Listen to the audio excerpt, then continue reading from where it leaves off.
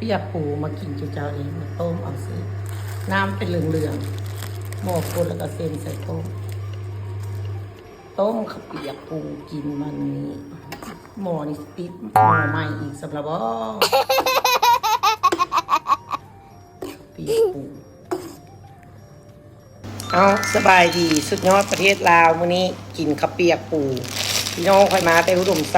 ไปส่งขึ้นรถไฟถ้าเขาเจ้าไปกินข้าวเปียกปูแล้วเขาแอนเมาข้างก็ยากเด็กซื้อมาถุงนึงมันก็จะมีมะกอกก็มีปูมีตอนปูให้ก็มีอันนี้มันประเภทเครื่องดองอย่างจักย่างนี่แหละแล้วก็ประเภทอันนี้ค่อยตักเอาอันนี้ตักเอาเพิ่มเขาเจ้าให้แต่ซ้ำนี้อันนั้นไม่ค่อยตักเอาพอเขาเจ้าใส่บักฮอไปกินข้าวแต่เช้าพี่น้องมายามมาแต่อุดมไซป่านนี้ก็จัดหนักหน่อยนึงพอ4 โมงเช้าเจ้าเอ้ยกับพาก็จะไปกินข้าวเปียกส่งขึ้นรถไฟเรียบร้อยแล้วก็มากินซื้อเสถงมากินเอาบุยากตอนมื้อเช้านี่ยังบุยากพาไปแต่แซ่บอยู่เลยเจ้าข้าวเปียกปูปากสีว่าสัตว์ก้อนปูมันแต่แซ่บอยู่สีมันก่อนแซ่บคักแซ่บแน่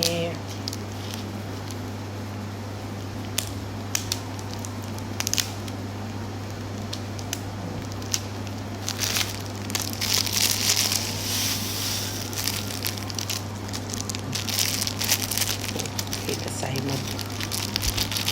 ดทุกอย่างที่ขวางหน้ามันก็ใส่ลงไปกินมดจ้าคนใส่เผ็ดอีกก่อนเผ็ดนี่ก็ตักมาพิเศษตักมาเพิ่มเผ็ดตายละมันขี้บานตอนนี้ใช้น้ำปลาอีกหน่อยนึงเปียกปูจะเสียบไปกับบริเวณยังเสียบอีกเพราะว่าเส้นบักอะไรต้มไม่โดนแล้วเส้นมันจะไข่เสียบส้มมีเฮ็ดคลิปไปกับก็มีคนกด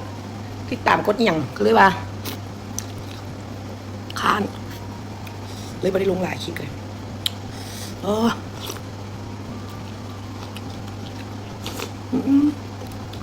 ใส่นกกระทามันเกาะมันสิ้นปูสดๆก็เปียกปูบางห้านะปูนะอันบ่เป็นปูแท้ดิที่เป็นปูประมาณนี้บางห้าเนาะแต่ว่าห้านี้นะก็จะเสียปูแท้มาให้แกะซีนปูแท้ใส่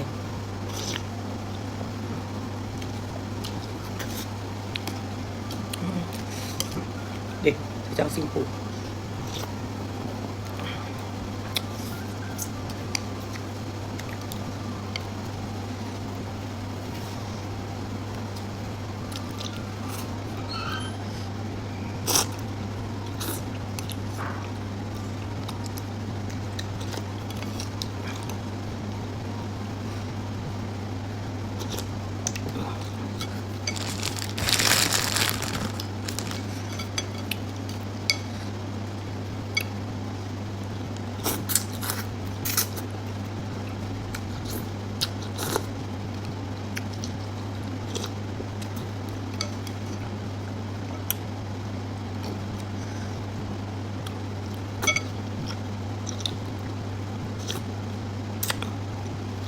ครับ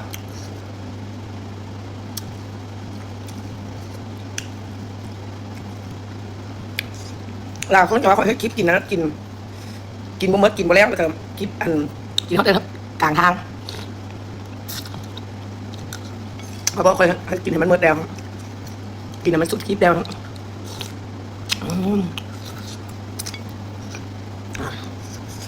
กินเมื่อเลยก็คลิปนี้เด้อ